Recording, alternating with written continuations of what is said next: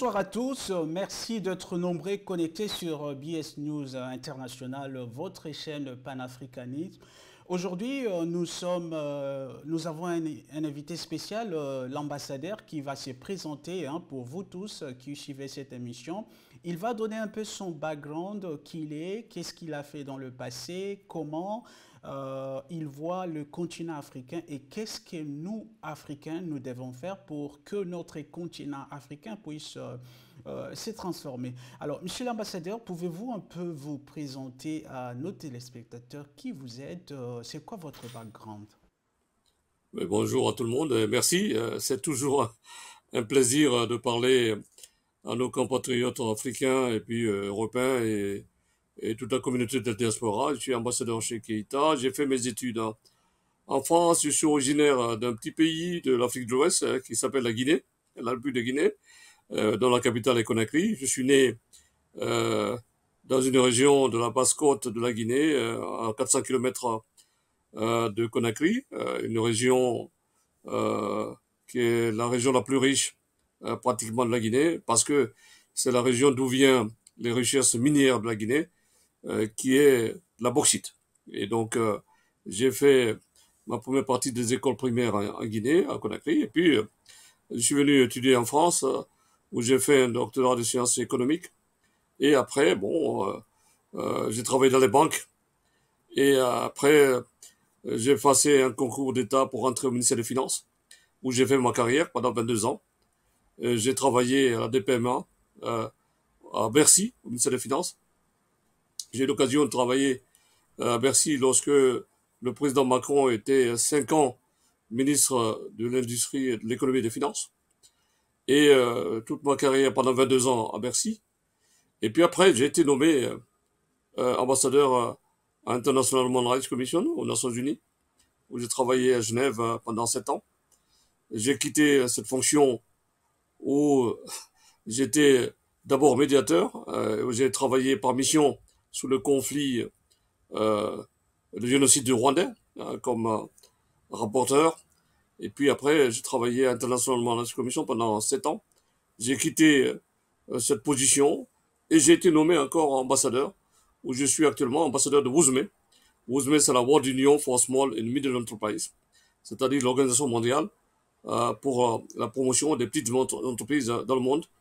Et au-delà de ça, puisque je voulais être un acteur qui décide et qui regarde l'Afrique se développer, j'ai créé des entreprises.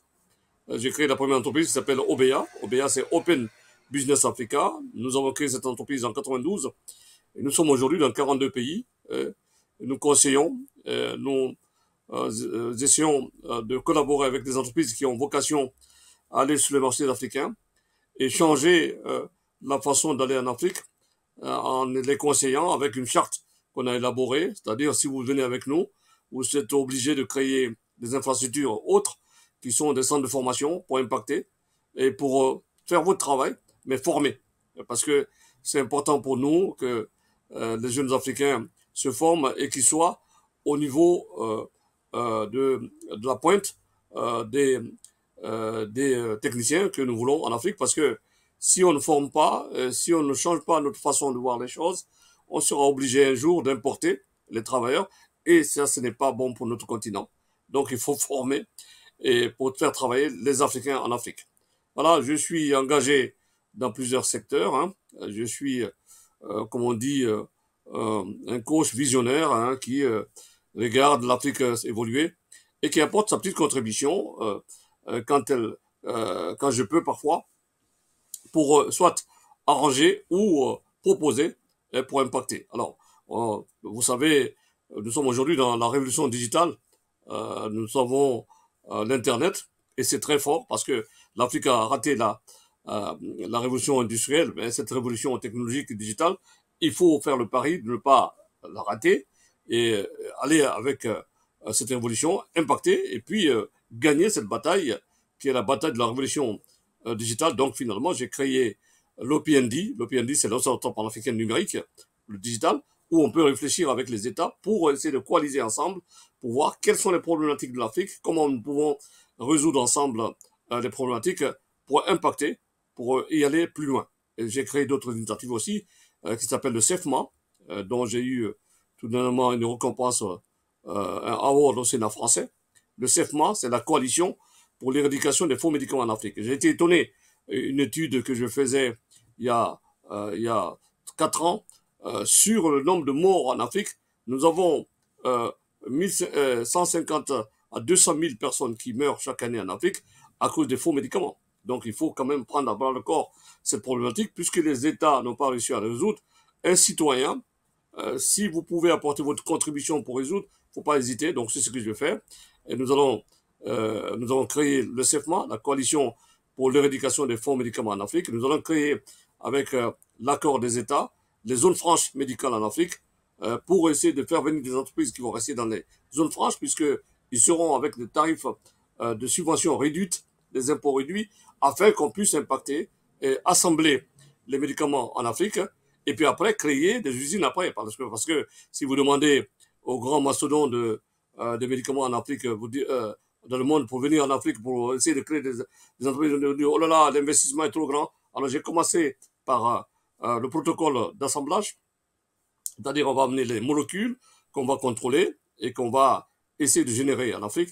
Et on essaiera de travailler dans ce sens-là pour essayer de baisser le coût des médicaments en Afrique, pour que les gens qui sont, les personnes qui ne sont pas à un niveau élevé de revenus puissent accéder aux médicaments. Parce que j'ai constaté dans l'enquête que j'avais fait sur l'Afrique, sur ces problématiques de médicaments, l'Afrique achète plus cher le médicament que tous les pays du monde.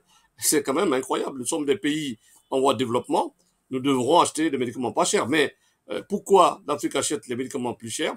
Parce que les chaînes de décision, quand le médicament sort à l'usine à 1 euro, eh bien, ça arrive en Afrique à 5-10 euros.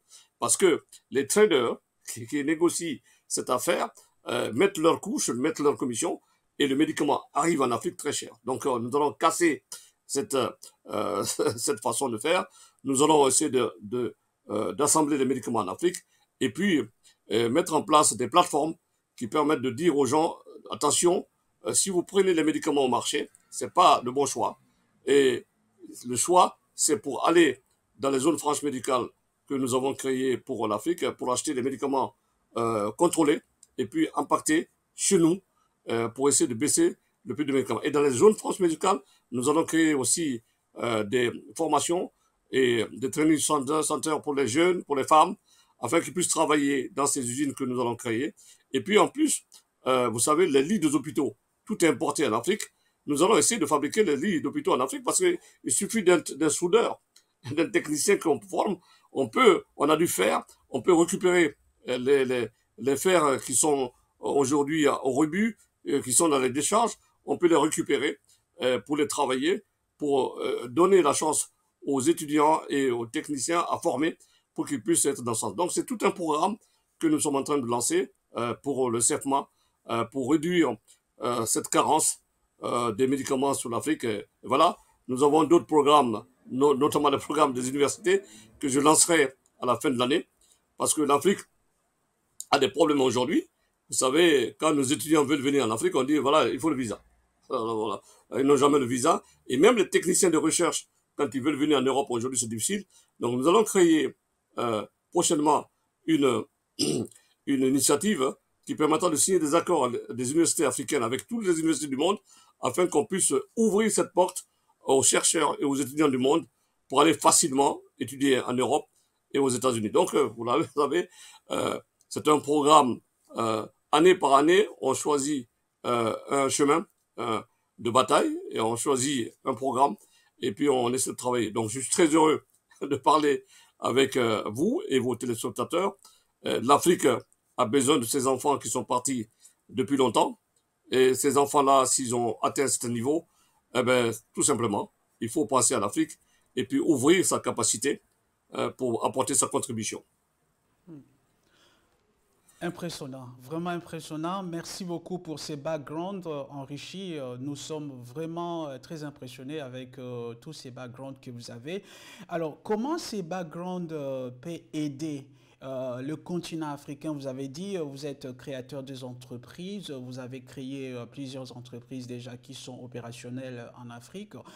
comment on peut aboutir à une connexion pour connecter tous ces États africains à concrétiser des initiatives, des idées des entrepreneurs, de le mettre ensemble pour faire bouger le continent africain. On prend par exemple l'exemple de l'Union européenne. On voit le pays européen, il y a libre circulation, oui, en Afrique centrale ou en Afrique de l'Ouest, nous avons aussi une libre circulation, mais quand on voit le pays européen, ils sont plus soudés. Vous n'allez pas voir un citoyen français souffrir par exemple en Belgique ou en Suisse parce qu'ils ont des accords qui font que libre-échange, qui font que lorsqu'ils se retrouvent sous un autre ciel, ils s'en sortent. Comment l'Afrique peut faire pour s'en sortir? Comment on peut lutter contre nos égaux?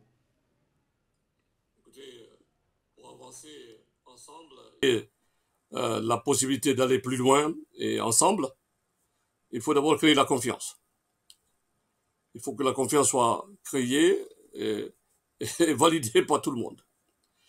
En deuxième lieu, il faut projeter l'Afrique de demain. Et l'Afrique de demain peut se construire seulement si nous travaillons à baisser les barrières. C'est-à-dire, aujourd'hui, je vais vous donner un exemple.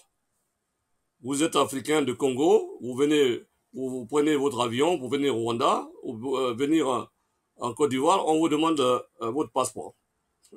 Il faut d'abord que l'Afrique s'assume et qu'on supprime les passeports.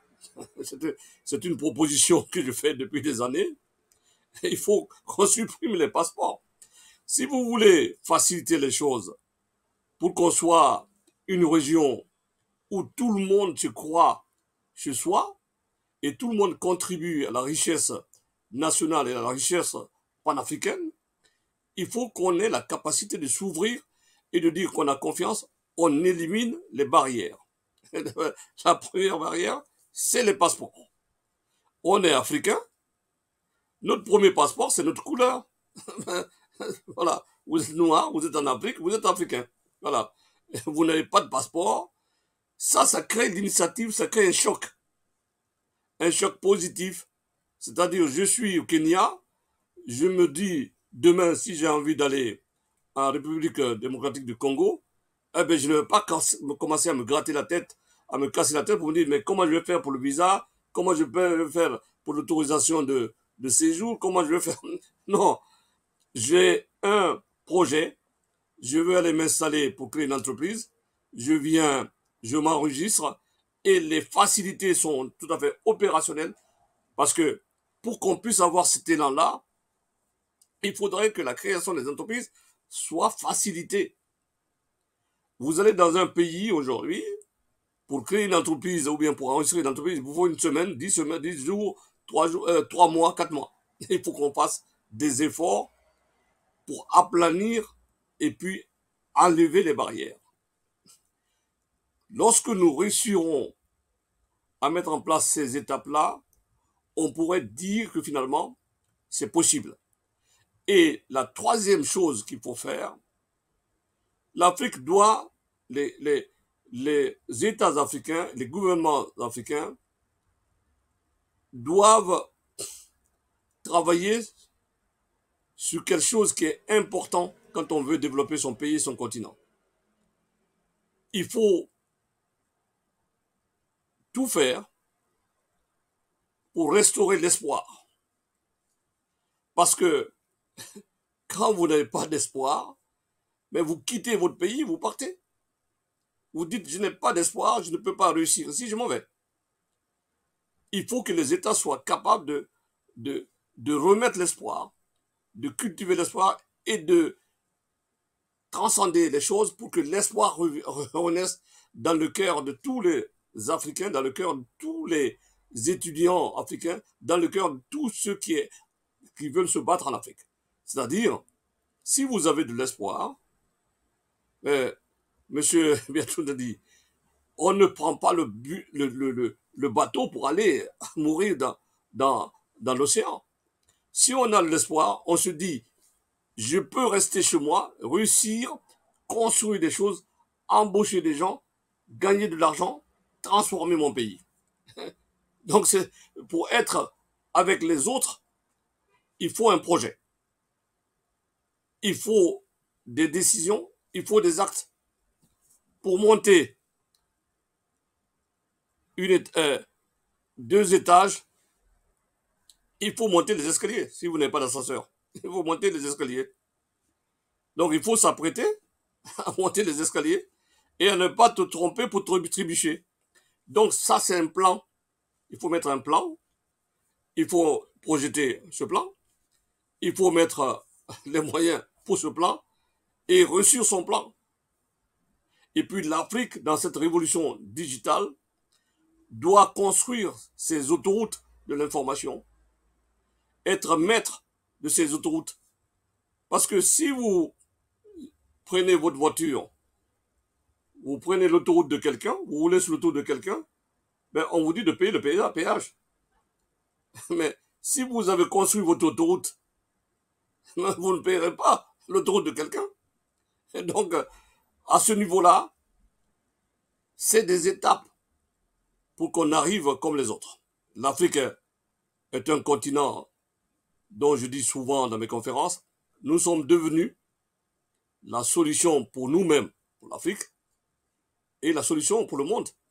Mais, attention, pour arriver à consolider ces solutions et à le mettre en place, il faudrait qu'on ait une capacité organisationnelle, une capacité de décision, un plan cohérent, des objectifs définis, et puis on y va.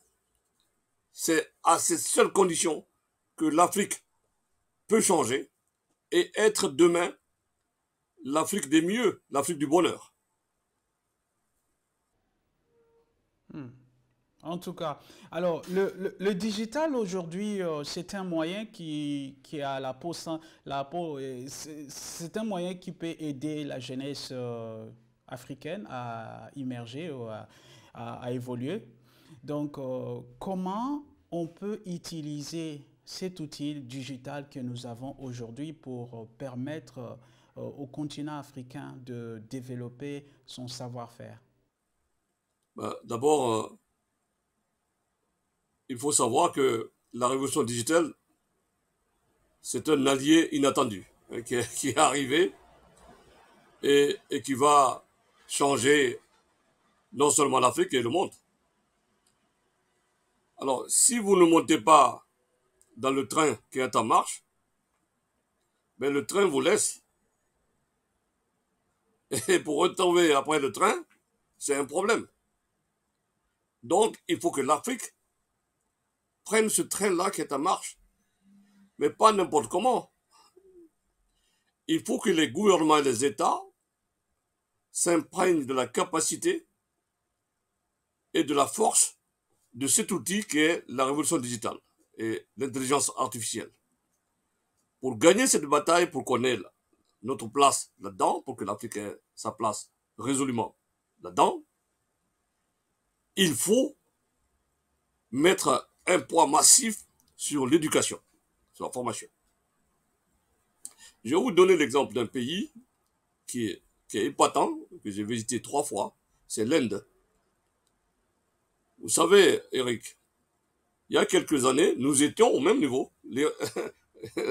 L'Inde et quelques pays africains, on avait le même PIB, on était à même niveau. Et comment ce pays est arrivé à être aujourd'hui une usine qui produit des ingénieurs? L'Inde produit chaque année plus d'1 million d'ingénieurs. Ils ont compris très tôt. Il faut former. Mais il ne faut pas former à partir du collège ou à partir du lycée, comme on le fait en Afrique. Non. Il faut commencer à former les gens à l'école primaire, dans les écoles, comment on appelle ça, la garderie. C'est-à-dire, déjà, quand on a un enfant qui va à la garderie, il faut des éléments déjà d'apprentissage qui lui permettent d'ouvrir son esprit, l'école primaire jusqu'au collège. Il faut qu'on ait un programme cohérent pour former des ingénieurs. Tout le monde est intelligent. La différence, je le dis souvent, c'est l'outil qu'on met à la disposition de celui-là pour ouvrir son intelligence. Et l'outil indispensable pour ouvrir son intelligence et de donner sa capacité, de montrer ses possibilités, c'est l'outil qu'on te donne, cette formation, cette possibilité de s'exprimer et réussir ce qu'on veut faire. Vous savez, aujourd'hui, quand vous voyez la révolution digitale en Afrique, la façon dont on traite la révolution digitale et la façon dont les startups africains résolvent les problèmes, c'est différent complètement des autres pays. Ici, en Europe aujourd'hui, les startups créent des opportunités pour créer de la richesse rapidement dans les fintech et autres, mais en Afrique, vous avez quelque chose qui s'appelle le tech for good. C'est-à-dire, on fait une recherche digitale, on crée quelque chose pour résoudre un problème.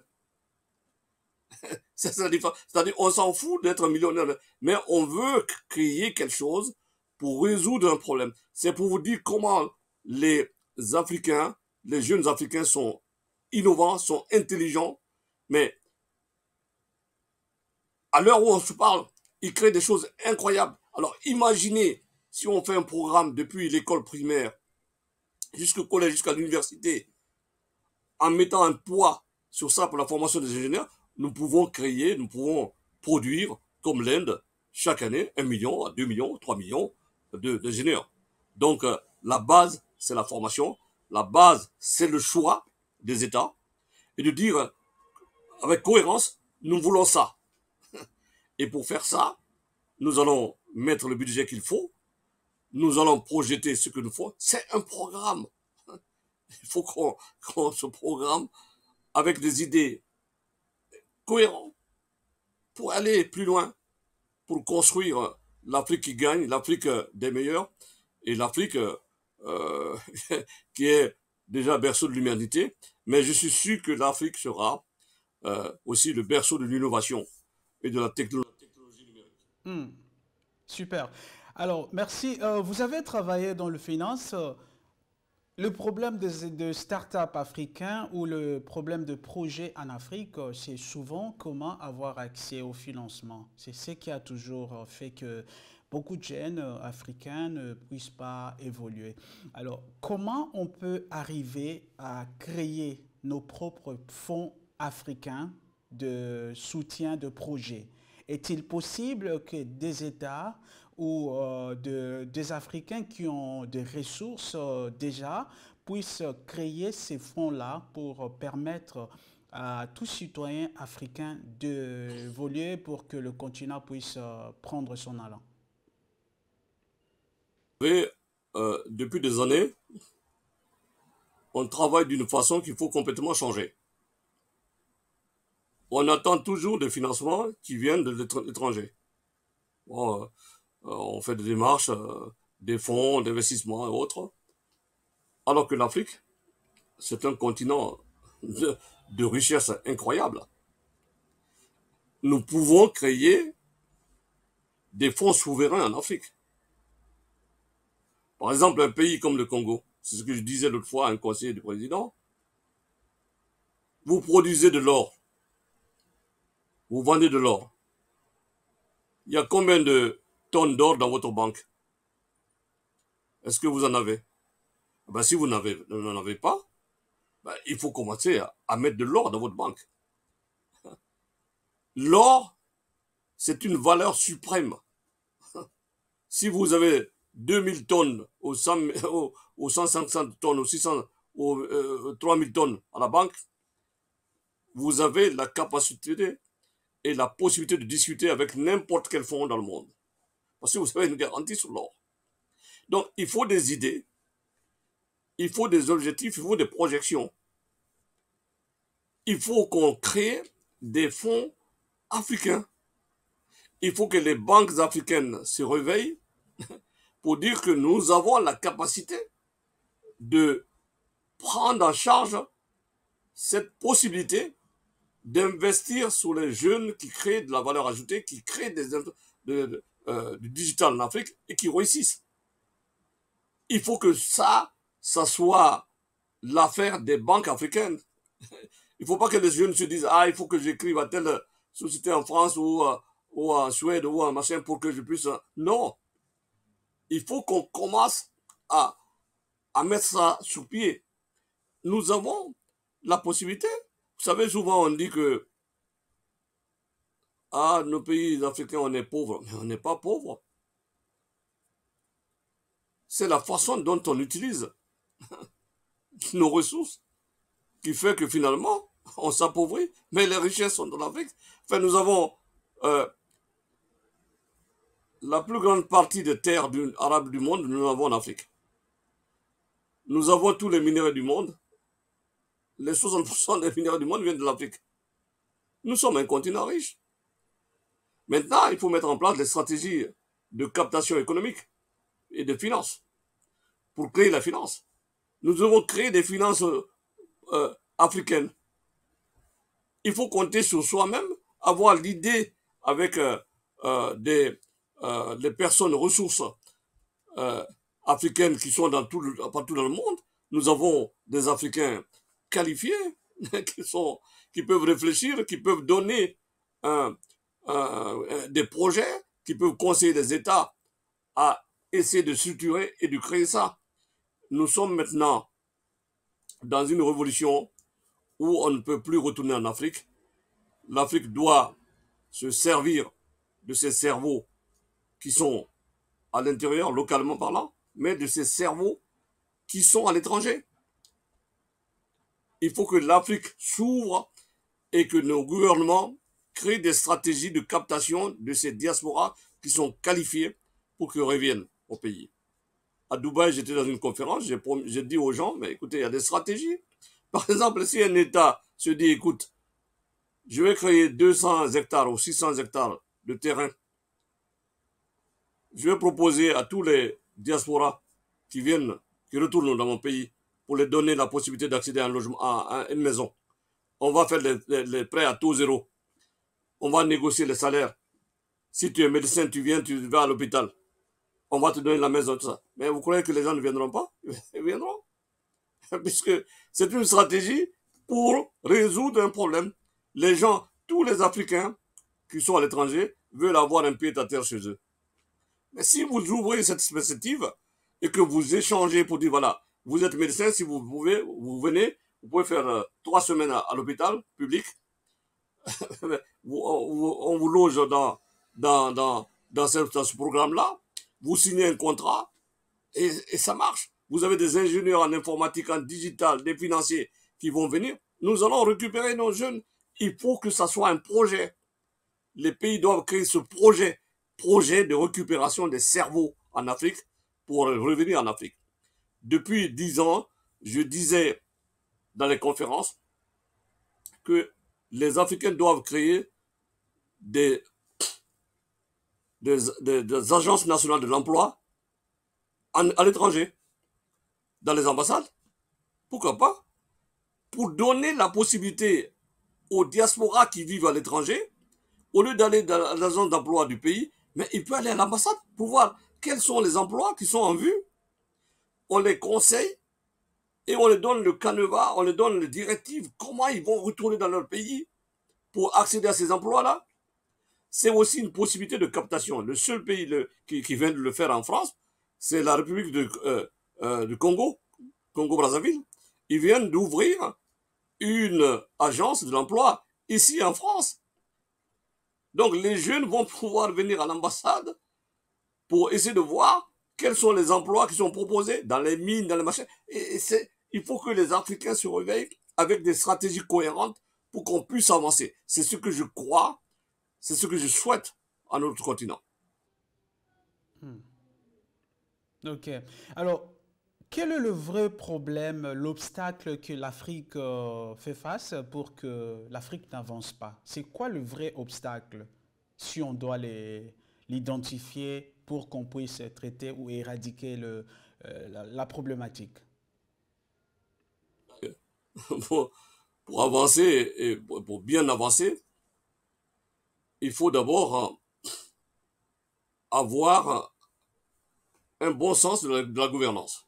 Il faut que la gouvernance soit une très bonne gouvernance. Parce que les États roulent et avancent avec un budget. Tu as un budget, tu veilles sur le budget, tu planifies des choses en fonction de ton budget, tu règles les choses et tu avances. Mais si tu ne gères pas bien ton budget, tu plombes ton budget parce que par ceci, par cela, ce n'est pas bien géré, mais tu as des problèmes, tu ne veux pas avancer. Et puis la deuxième chose, c'est la transparence. Il faut que les gens sachent que euh, il faut que tout le monde se dise que le secret de la réussite, c'est la transparence. Si on n'est pas transparent, eh ben, on fait n'importe quoi. Il faut que ce que je fais soit complètement ouvert pour que vous qui êtes en face, vous sachiez que ce que je fais est clair et net. Il n'y a aucune embrouille. Il faut que tout le monde sache ce qu'on fait. Et là, on a tous une adhésion et tout le monde sait ce qu'on fait. Et puis, il faut qu'on lutte contre la corruption. Bon, ce n'est pas simplement en Afrique où il y a la corruption. Il y a la corruption en Europe, partout. Mais chez nous, ça gangrène. Ça fait des années. Vous vous imaginez la corruption, la fuite des capitaux en Afrique, l'argent qui est détourné, c'est beaucoup de possibilités d'hôpitaux et d'universités à construire, mais qui tombent à l'eau. Nous étions l'autre fois à l'OCDE sur ces problématiques-là. On a constaté que la corruption, depuis des années, dont on parle de la corruption, mais la corruption ne diminue pas. Ça ne fait qu'augmenter. Puisque la base de la gouvernance, les gens qui sont chargés de la question publique ne font pas très attention à cela. Bon, il faut qu'on change de vision, il faut qu'on change de mentalité, il faut qu'on crée une façon de consolider la gestion publique des affaires, la gouvernance, pour qu'on puisse faire des choses cohérentes qui peuvent avoir des impacts sur notre pays. Parce que si on ne fait pas ça, on tourne en rond. Vous avez des pays qui ont beaucoup euh, de richesses, des pays qui ont le diamant, l'or, le manganèse, le cobalt, tout ça. Mais on exploite ça depuis des années. Mais quand vous faites le bilan de l'argent que ça donne et comment l'argent est réparti, ben vous avez des problèmes. Vous n'avez aucune visibilité. Donc tout ça doit être revu et regardé et vraiment analysé pour mettre une certaine cohérence au niveau des objectifs que nous avons pour le développement de nos pays. Regardez la problématique des mines. Depuis que nous avons accédé à nos indépendances, nous avons fait des erreurs. Il faut d'abord qu'on essaie de faire un check-up de toutes les erreurs qu'on a faites et de voir, lister les erreurs pour ne pas refaire les erreurs du passé. Mais on continue à faire des erreurs. Regardez, lorsqu'on a pris nos indépendances, on s'est dit, voilà, on va faire des projets de développement et tout ça. On a pris la décision de... Allô, tu es là? Ah, je ne te vois plus, hein. Allô? Bon, je pense que tu as un problème technique, hein.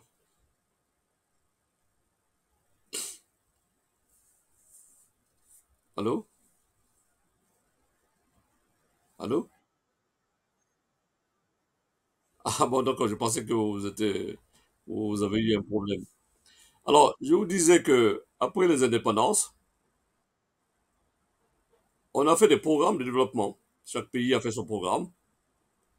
Et nous nous sommes mis à faire des routes, des autoroutes pour quitter d'un pays à un pays, de quitter d'une région à une région. Par exemple, dans votre pays, un pays vaste comme ça, euh, on a créé des routes Quand vous allez en Afrique de l'Ouest, on n'a que des routes entre les pays, tout ça. Mais c'est pas ça, c'est pas des routes qu'il fallait faire. Il fallait choisir le chemin de fer. Parce que, parce que le chemin de fer, c'est plus facile, c'est moins coûteux et ça transporte du volume. Il y a moins d'accidents. Et quand vous voyez, aujourd'hui, vous faites le bilan de nos routes, mais il y a tellement d'accidents parce que nos routes ne sont pas bien entretenues. Euh, la, euh, la décision de faire des autoroutes, des routes pour les goudronner, et parfois, c'est pas bien fait. Et tout ça, ça devient coûteux parce qu'aujourd'hui, 1 kilomètre de bitume sur une route, c'est à peu près 1 million de dollars. C'est trop cher, c'est trop cher. Nous devons virer vers la décision de faire le chemin de fer. Parce que c'est les chemins de fer qui peuvent nous aider à résoudre nos problèmes.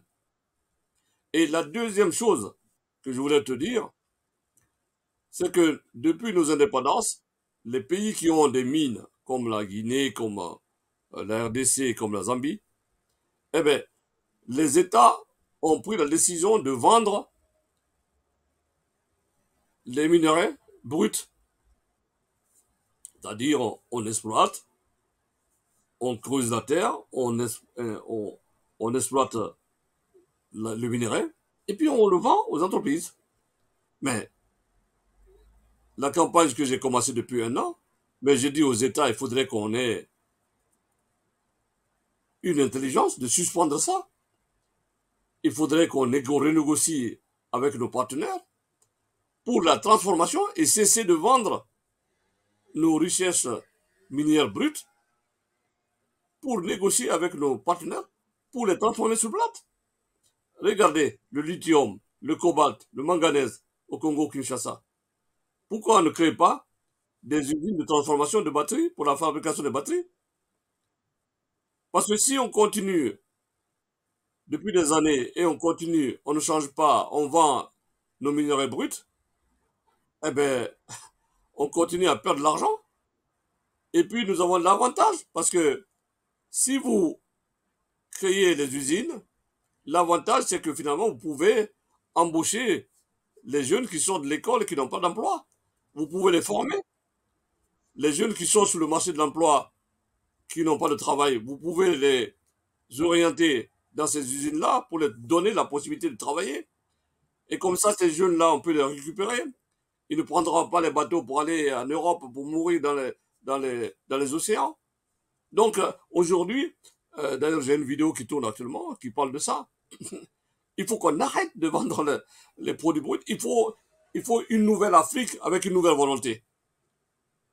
De revoir comment on peut mettre sous la table tout ce qu'on peut changer en termes de stratégie pour qu'on puisse aller plus loin et nous échapper des erreurs du passé. Nous sommes dans euh, dans un autre monde en devenir. L'Afrique doit prendre sa place.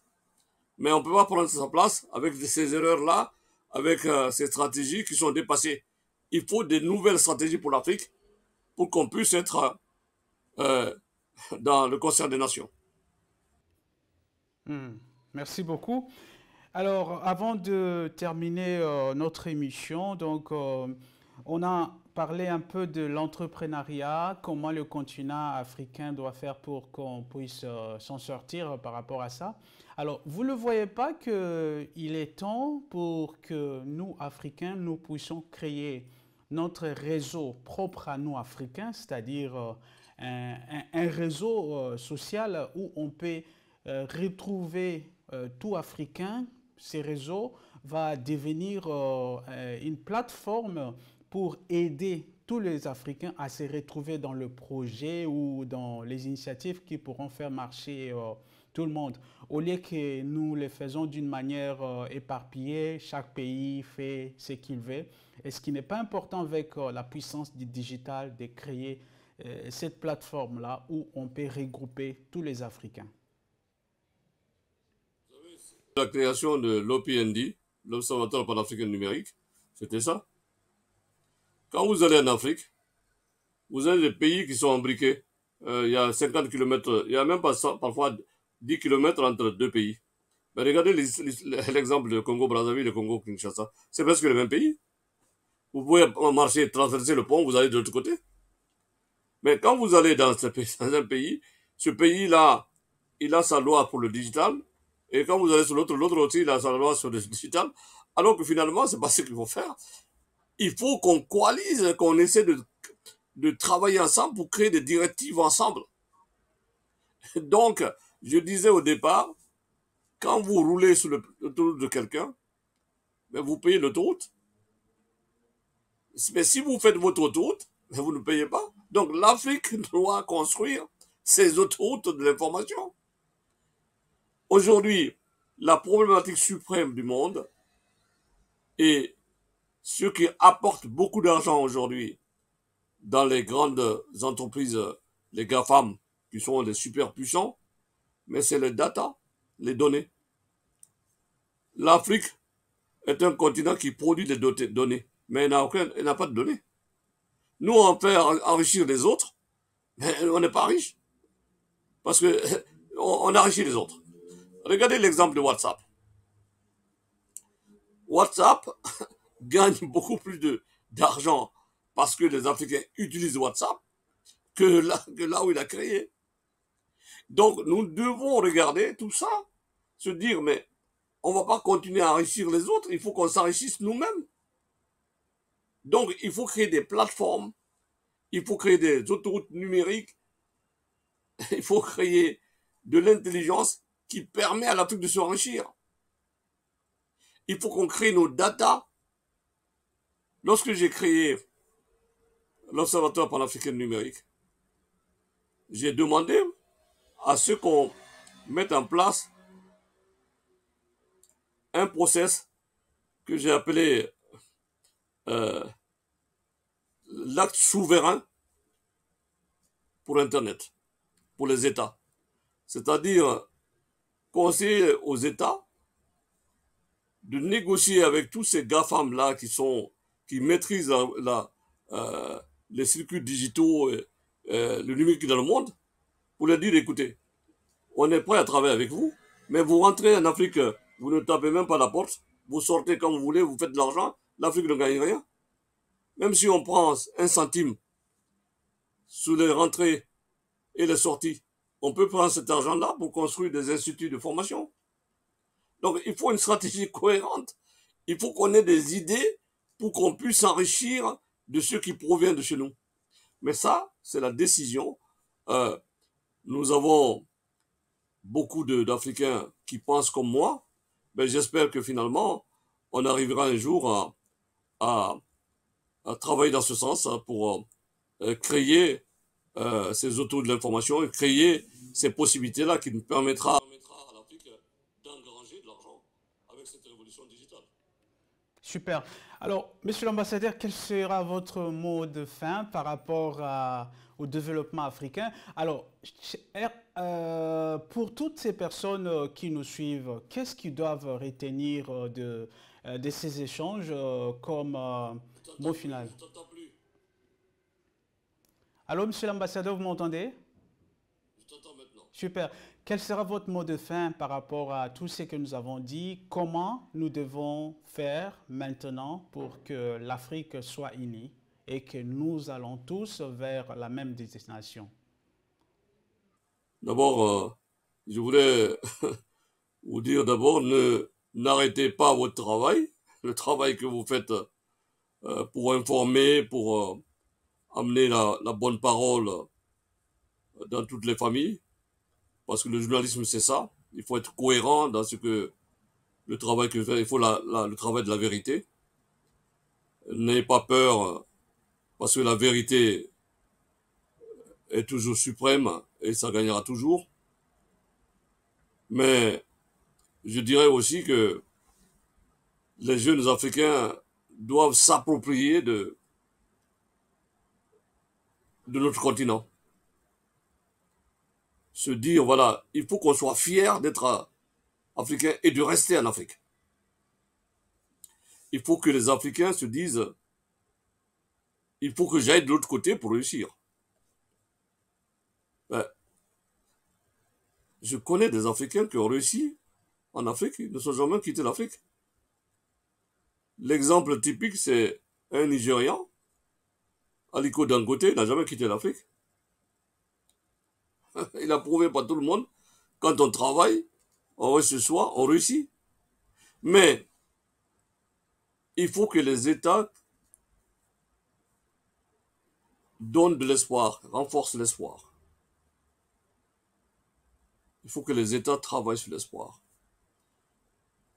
Si les gens ont de l'espoir, ils restent dans leur pays. Et il faut que les États sachent aussi que les États ne créent pas de la richesse. C'est les entreprises qui créent la richesse. Si vous avez 2000 entreprises dans votre pays, vous devez vous battre pour avoir 1 million d'entreprises. Il faut faciliter la possibilité de création d'entreprises. Il ne faut pas mettre à tout va des taxes pour prendre l'argent sur les gens. Non, il faut une stratégie cohérente pour que les gens soient encouragés à créer des entreprises. Parce que si vous créez des taxes et ça fait peur aux gens de créer des entreprises, ben, il va rester dans l'informel. Il va se dire, bon, moi je vais me cacher, puisque finalement, au moins je ne serai pas vu. Voilà. Il faut remettre tout ça sur table, tirer l'informel pour la transformer avec la possibilité de construction des entreprises, donner la possibilité aux gens de créer même des entreprises d'intérêt commun, c'est-à-dire 4 personnes, 5 personnes peuvent se réunir en Afrique et te dire, voilà, moi j'ai 10 000 francs, c'est pas, l'autre a 10 000 francs, on crée une entreprise ensemble, à 4, un groupement d'intérêt économique. Créer des initiatives africaines, parce que ce qui est puissant en Afrique, je dis souvent, il y a un mot très puissant qui a sa voix et sa résonance beaucoup plus en Afrique que dans tout le monde entier. C'est la solidarité. L'Africain est foncièrement solidaire. Si nous trouvons le bon sens pour nous retrouver autour d'un concept où l'État est facilitateur, et l'État n'est pas seulement capteur, non, facilitateur, qui régule avec une stratégie cohérente, on pourrait changer la donne, on pourrait avancer et transformer notre Afrique en Afrique de bonheur où nous pouvons vivre comme les autres pays du monde. Merci beaucoup, monsieur l'ambassadeur, pour avoir... Merci beaucoup, monsieur l'ambassadeur, pour avoir participé à cette émission. Nous espérons vous avoir très souvent pour éclairer le continent africain, aiguiller le jeune africain sur des méthodes, des stratégies que nous pourrons tous suivre pour arriver à notre destination finale. Donc, merci beaucoup pour votre participation et nous vous disons merci et à très bientôt. À quoi ça sert notre expertise et notre expérience si on ne le partage pas? C'est comme si vous avez de l'argent dans votre malle à la maison, et bien vous vous dites, voilà, moi je garde l'argent, je ne donne à personne. Voilà, l'argent reste.